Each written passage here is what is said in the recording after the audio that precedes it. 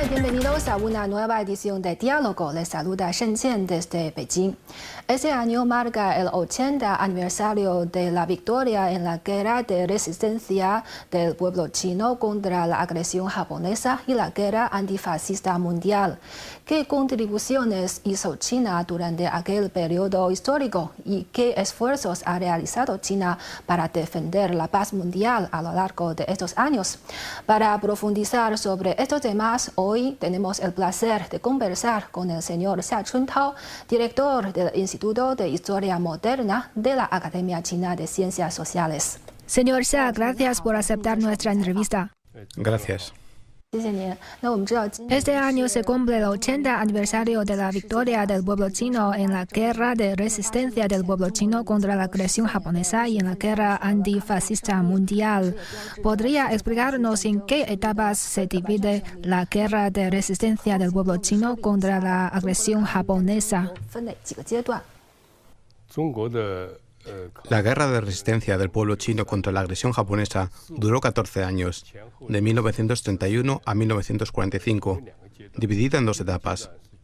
La primera etapa fue la guerra de resistencia local, marcada por el incidente del 18 de septiembre de 1931, cuando el militarismo japonés invadió las tres provincias del noreste de China y el pueblo chino se levantó para resistir. Fue el punto de partida de la guerra de resistencia de China y al mismo tiempo el preludio de la guerra antifascista mundial. La segunda etapa fue la guerra de resistencia nacional de julio de 1937 a 1945. Esa etapa también se divide en tres fases: la defensa estratégica, el estancamiento estratégico y la contraofensiva estratégica. La etapa de defensa estratégica duró de julio de 1937 a octubre de 1938.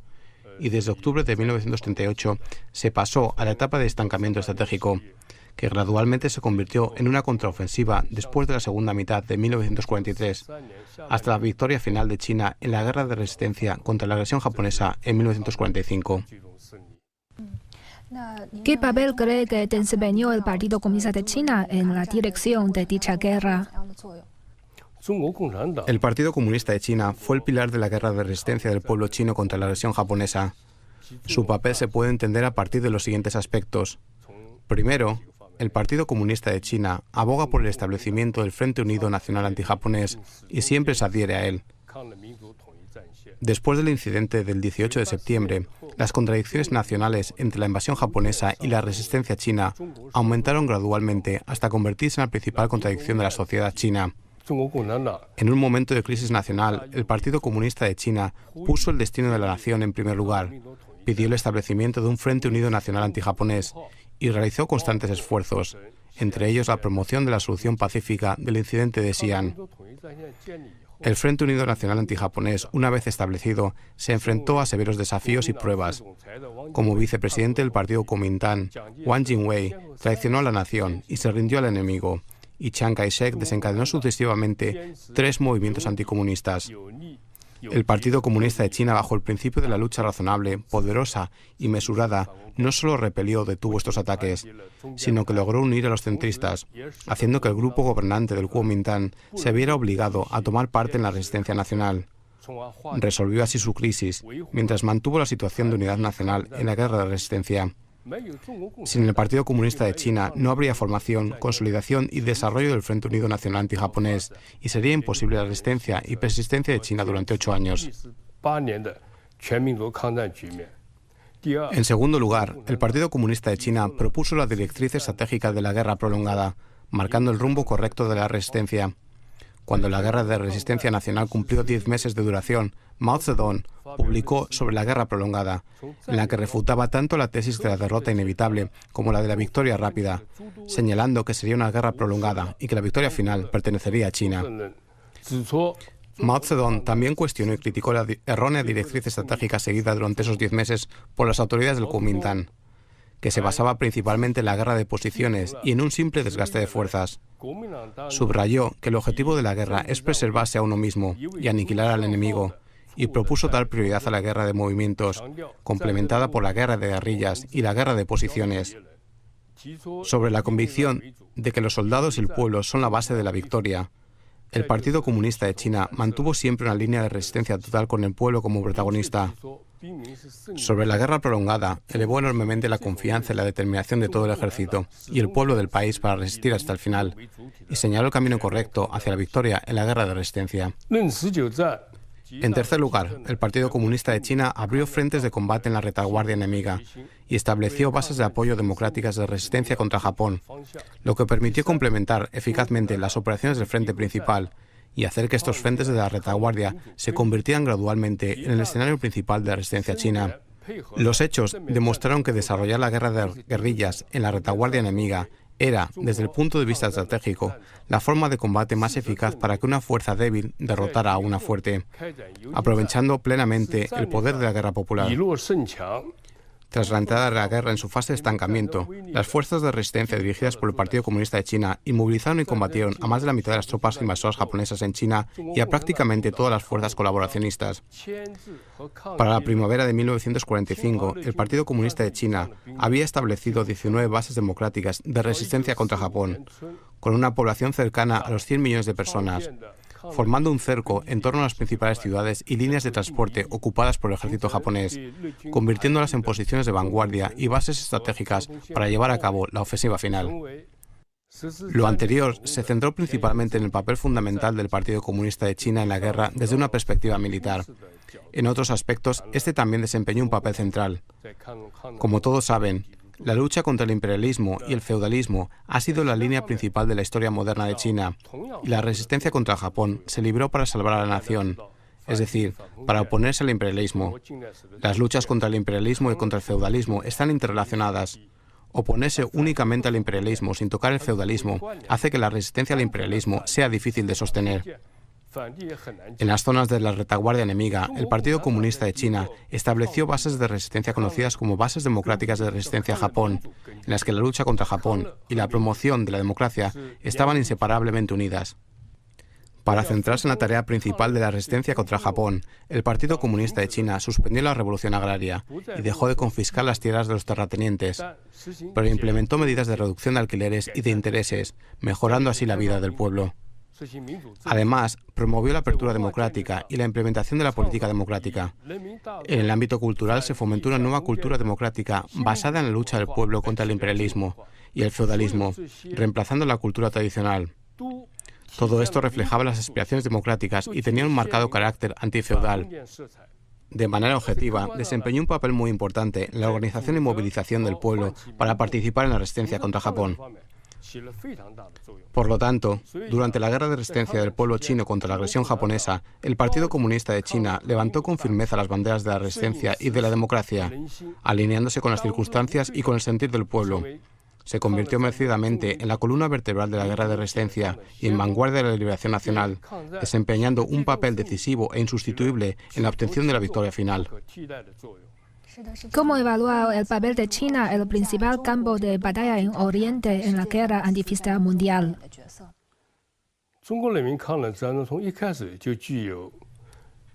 La guerra de resistencia del pueblo chino contra la agresión japonesa tuvo, desde el primer momento, una gran importancia para salvar la civilización humana y salvaguardar la paz mundial. Como principal frente de combate en Oriente, el campo de batalla chino desempeñó un papel muy importante en la guerra antifascista mundial.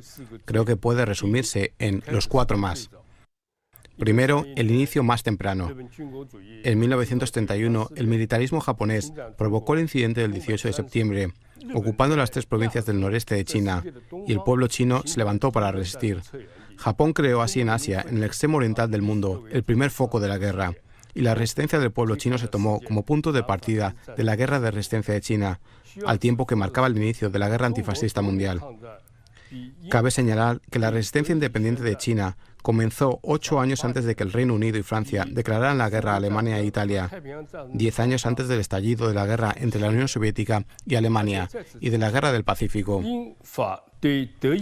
Además, en aquel momento, el Reino Unido y Francia mantenían frente a las agresiones de la Alemania e Italia fascistas una política de apaciguamiento y compromiso mediante acuerdos, mientras que Estados Unidos y el Reino Unido adoptaban una actitud de conciliación ante las actividades agresivas de Japón. Incluso mientras apoyaban la resistencia de China, Estados Unidos continuó suministrando a Japón una gran cantidad de materiales estratégicos, lo que en la práctica contribuyó a envalentonar al militarismo japonés. Segundo, la duración más larga. La guerra de resistencia de China se prolongó durante 14 años, desde 1931 hasta 1945. Fue una lucha ardua y extraordinaria, que mostró plenamente la tenacidad de la nación china y la firme voluntad del pueblo chino de combatir al invasor hasta el final. Como comparación, Francia, considerada entonces la principal potencia terrestre de Europa y dotada de la línea Maginot, fue derrotada por la Blitzkrieg alemana en poco más de un mes, viéndose obligada a rendirse. Tercero, la mayor escala. Tras el incidente del puente de Lugou, el 7 de julio de 1937, Japón lanzó una guerra general de invasión contra China. A partir de entonces, China entró en la etapa de resistencia de toda la nación y abrió el principal frente oriental de la Guerra Mundial Antifascista.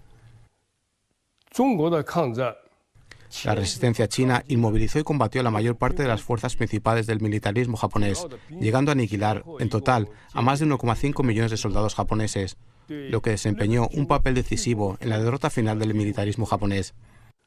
El campo de batalla chino fue el principal frente antifascista de gran envergadura durante la Segunda Guerra Mundial.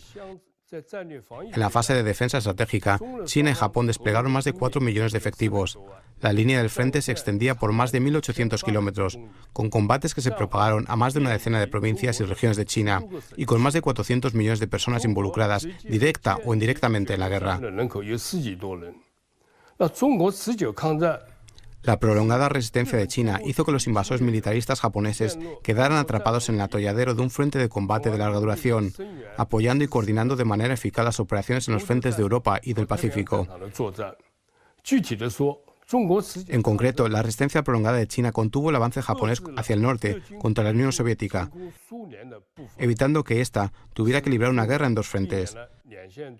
Asimismo, frenó y retrasó el avance japonés hacia el sur contra el sudeste asiático, frustrando el intento de Japón de encontrarse en Oriente Medio y Siberia con la Alemania e Italia fascistas para disputar la hegemonía mundial.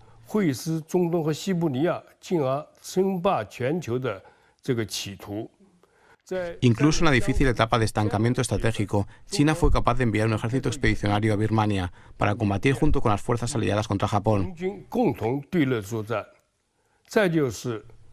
Además, China promovió activamente la creación de un Frente Único Internacional Antifascista y participó con entusiasmo en la construcción del nuevo orden mundial de posguerra. Tomó parte en la fundación de las Naciones Unidas y se convirtió en uno de los 5 miembros permanentes del Consejo de Seguridad, restableciendo así la condición de gran potencia de China en el mundo. China participó activamente en la configuración del nuevo orden internacional tras la guerra y obtuvo una serie de logros, entre ellos la participación en la redacción de la Carta de las Naciones Unidas, la aprobación de documentos con carácter de derecho internacional, como las declaraciones de El Cairo y de Potsdam, así como la participación en los juicios contra criminales de guerra. En resumen, como principal frente oriental de la Guerra Mundial Antifascista, China realizó una enorme contribución a la victoria final. El secretario general del Partido Comunista de China, Xi Jinping, ha enfatizado repetidamente que debemos mantener una visión correcta de la historia de la Segunda Guerra Mundial. ¿Qué significa tener una visión correcta de la historia de la Segunda Guerra Mundial? La visión correcta de la historia de la Segunda Guerra Mundial incluye principalmente 3 aspectos. En primer lugar, reconocer correctamente la naturaleza de la Segunda Guerra Mundial. La Segunda Guerra Mundial fue iniciada por el fascismo japonés, alemán e italiano como una guerra de agresión, y fue el resultado de que la contradicción entre el fascismo y el antifascismo se convirtiera en la principal a nivel mundial. La Guerra Mundial Antifascista fue una gran contienda entre la justicia y el mal, la luz y la oscuridad, el progreso y la reacción. En segundo lugar, reconocer correctamente el desarrollo histórico de la Segunda Guerra Mundial. China y la Unión Soviética, como frentes principales en Asia y Europa de la Guerra Mundial Antifascista, fueron el pilar fundamental de la lucha contra el militarismo japonés y el nazismo alemán. Hicieron una contribución decisiva a la victoria de la Guerra Mundial Antifascista y desempeñaron un papel determinante. En tercer lugar, reconocer correctamente la justicia de los juicios a los criminales de guerra tras la contienda. El juicio del Tribunal Militar Internacional de Nuremberg a los criminales de guerra nazis alemanes, así como los juicios del Tribunal Militar Internacional para el Lejano Oriente y de los tribunales militares de China y otros países contra los criminales de guerra japoneses, tuvieron un carácter justo. Hicieron que los criminales de guerra recibieran el castigo que merecían. Los fijaron para siempre en la columna de la vergüenza de la historia y proclamaron al mundo la gran verdad de que la paz vencerá, la justicia vencerá y el pueblo vencerá. La razón por la que ahora volvemos a enfatizar o planteamos la necesidad de mantener una visión correcta de la historia de la Segunda Guerra Mundial es que hoy en día hay quienes sostienen una visión errónea de la historia. Por ejemplo, no respetan los hechos históricos, menosprecian o incluso niegan el lugar, el papel y la contribución de la guerra de resistencia del pueblo chino contra la agresión japonesa y de la gran guerra patria de la Unión Soviética dentro de la Guerra Mundial Antifascista. Más sorprendente y desconcertante aún es que haya quienes, desde una postura equivocada, embellecen la guerra de agresión, niegan la historia de dichas guerras, niegan los crímenes que éstas provocaron y rechazan los logros obtenidos con la victoria en la Segunda Guerra Mundial. Esto supone dar marcha atrás a la historia, trastocar la verdad y falsear lo correcto y lo incorrecto. Por eso, debemos mantener firmemente una visión correcta de la historia de la Segunda Guerra Mundial.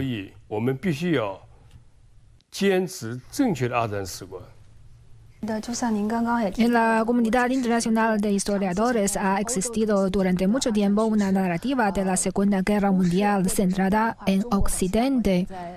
¿Cuáles son sus observaciones sobre esto?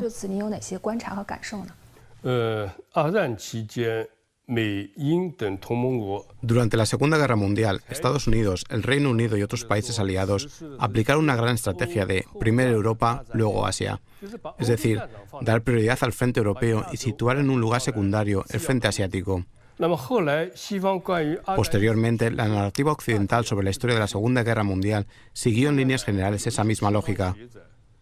En los últimos años, algunos académicos occidentales han comenzado a reconocer y valorar la importante contribución del Frente Chino en la Guerra Mundial Antifascista.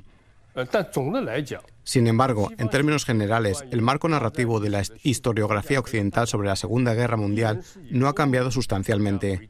Sigue centrado en los países de Europa y Norteamérica, relegando al Frente Chino a un papel marginal. Asimismo, se presenta la ayuda estadounidense a China como el factor decisivo para la victoria china en la guerra de resistencia, y se considera que el lanzamiento de las bombas atómicas por parte de Estados Unidos sobre Japón, junto con la entrada del ejército soviético en el noreste de China, fueron las principales razones que forzaron la rendición japonesa, minimizando así el papel protagónico del frente chino.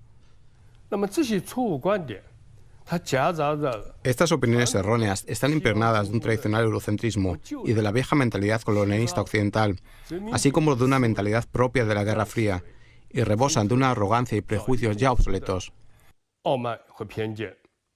No solo borran el enorme papel y la importante contribución del frente chino en esta guerra, sino que, de manera objetiva, también alimentan la arrogancia de las fuerzas derechistas japonesas que buscan embellecer la guerra de agresión y negar la historia de dicha agresión.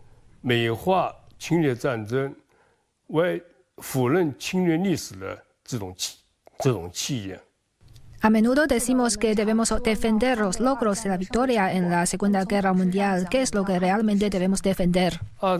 Los logros de la victoria en la Segunda Guerra Mundial no se consiguieron fácilmente. Fueron alcanzados con innumerables vidas y mucha sangre derramada. Por eso, deben ser valorados y protegidos con sumo cuidado.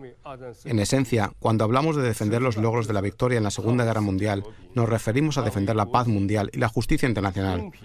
Más concretamente, significa proteger la autoridad y el estatus de las Naciones Unidas, así como mantener el orden internacional establecido después de la guerra.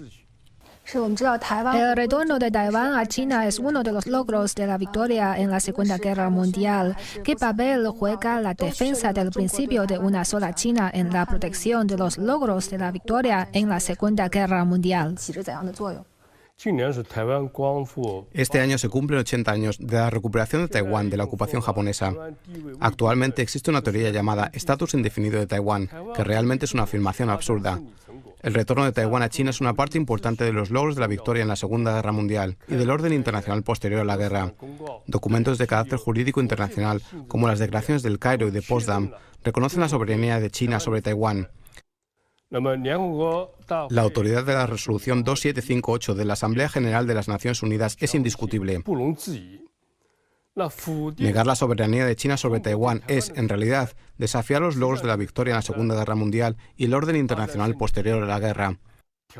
La voluntad de los 1.400 millones de chinos de lograr la completa reunificación de la patria es una fuerza imparable. En los últimos años, China ha dado gran importancia a la investigación sobre la historia de la guerra de resistencia del pueblo chino contra la agresión japonesa. ¿Cómo es la situación actual de estos estudios? El estudio de la historia de la guerra de resistencia del pueblo chino contra la agresión japonesa comenzó a cobrar impulso en nuestro país a finales de los años 80 y principios de los 90 del siglo pasado. Y en la última década se ha desarrollado vigorosamente hasta convertirse en un campo destacado, debido principalmente a dos factores. Primero, el secretario general del Partido Comunista de China, Xi Jinping, ha pronunciado una serie de importantes declaraciones sobre la historia de la guerra de resistencia. Por ejemplo, al señalar que la investigación general debe ser profunda y la investigación especializada detallada, lo cual ha proporcionado una guía científica y ha inyectado un fuerte impulso a la investigación. En segundo lugar, el Estado ha otorgado gran importancia a la investigación sobre la guerra, organizándola y planificándola, fomentando la innovación, evitando la repetición de estudios de bajo nivel. Los investigadores individuales también le han dado importancia y en los últimos años un número creciente de jóvenes académicos se han dedicado a su estudio. La sinergia de ambos factores ha elevado la investigación sobre la historia de la resistencia antifascista en el país a un nuevo nivel. En la última década, según datos no completos, se han publicado más de 1.000 monografías y alrededor de 20.000 artículos académicos. En los últimos años, una gran tendencia en la investigación sobre la guerra de resistencia en China ha sido el cambio desde un enfoque principalmente militar hacia un estudio histórico integral y multidisciplinario.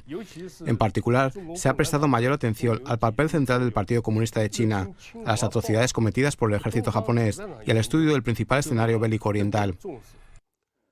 Además, la recopilación de materiales y la construcción de bases de datos han alcanzado un nuevo nivel, incluyendo la organización y el descubrimiento de fuentes para artículos académicos, lo que ha impulsado de manera significativa la investigación en profundidad. El estudio de la historia de la guerra de resistencia del pueblo chino contra la agresión japonesa tiene un significado especial y sumamente importante, que consiste principalmente en guiar a las personas a establecer una visión correcta de la historia para comprender adecuadamente este periodo. En una frase, recordar la historia, honrar a los mártires, valorar la paz y construir el futuro.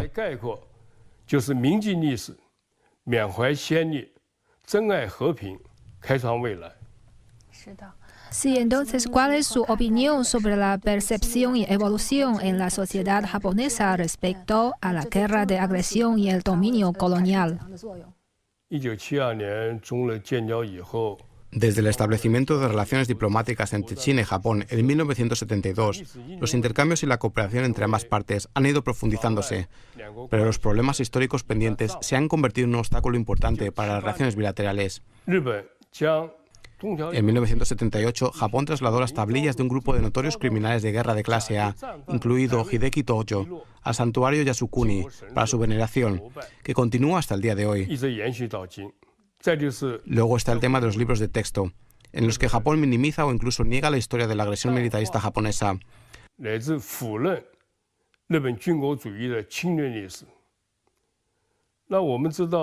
Sabemos que tratar correctamente y reflexionar profundamente sobre la historia militarista de la agresión de Japón es una base política importante para establecer y desarrollar las relaciones entre los dos países. Hasta la fecha, todavía existen en Japón algunas organizaciones políticas y figuras públicas que hacen declaraciones inapropiadas, negando la guerra de agresión y embelleciendo la guerra de agresión y el dominio colonial.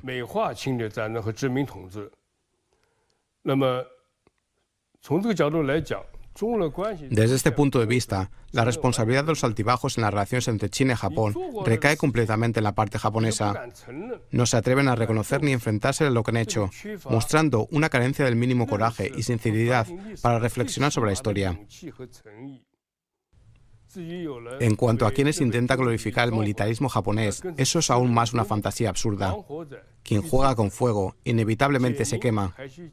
Solo enfrentándose correctamente a la historia podrá Japón liberarse de la carga histórica que arrastra. En realidad, después de la Segunda Guerra Mundial, la comunidad internacional también ha hecho muchos intentos y esfuerzos en cuanto al reconocimiento de la historia de la guerra, como en Alemania y Polonia. ¿Qué lecciones puede ofrecer esto para la evolución del conocimiento de la historia en Asia Oriental? De hecho, los países de Asia Oriental, especialmente China, también han hecho grandes esfuerzos para resolver el problema de la comprensión histórica y mantener y promover la paz en Asia Oriental. Desde 2002, el Instituto de Historia Moderna de la Academia de Ciencias Sociales de China, donde trabajo, ha liderado la investigación histórica conjunta junto con académicos de instituciones civiles de Japón y República de Corea. Los tres países se turnan para organizar un foro académico anual con el tema Reconocimiento histórico y paz en Asia Oriental y un campamento de verano de experiencias históricas para jóvenes. Además, los académicos de los tres países han trabajado juntos para elaborar libros de historia moderna y contemporánea de Asia Oriental, habiéndose completado ya 2 ediciones, publicadas simultáneamente en chino, japonés y coreano.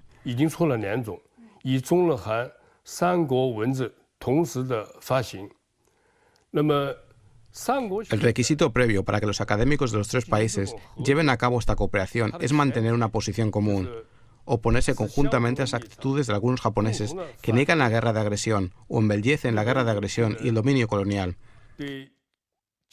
Esperamos que este tipo de intercambios y diálogos pueda fomentar el entendimiento mutuo, ampliar los consensos y reducir las diferencias, y de hecho ya ha tenido efectos positivos.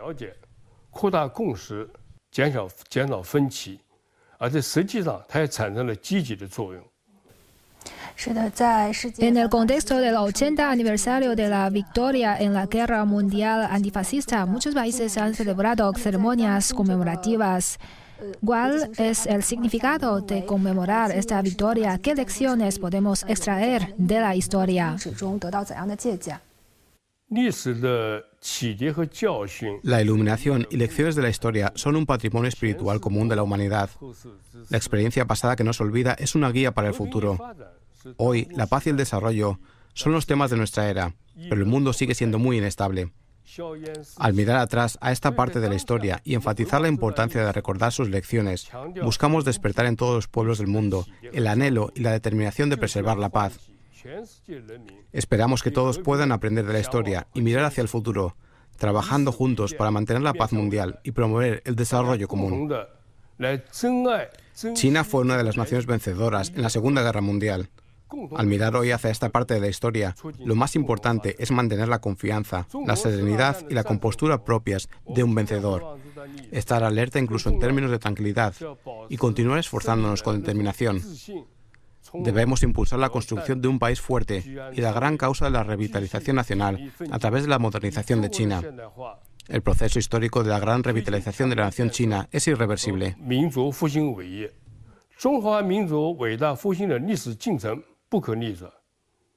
China ha promovido de manera constante la construcción de una comunidad de futuro compartido para la humanidad. ¿Qué contribuciones ha realizado China a la defensa de la paz mundial?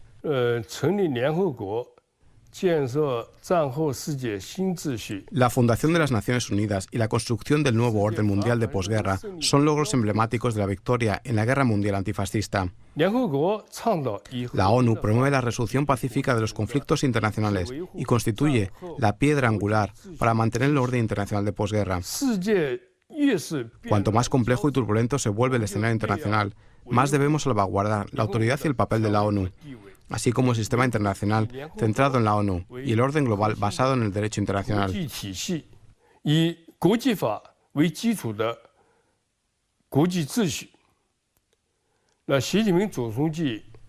El secretario general del Partido Comunista de China, Xi Jinping, ha propuesto la construcción de una comunidad de futuro compartido para la humanidad, ofreciendo la respuesta de China a la pregunta de qué tipo de mundo construir y cómo construirlo. Esto aporta estabilidad valiosa en un mundo turbulento. China sigue siendo una fuerza activa en la defensa de la paz y el desarrollo mundiales.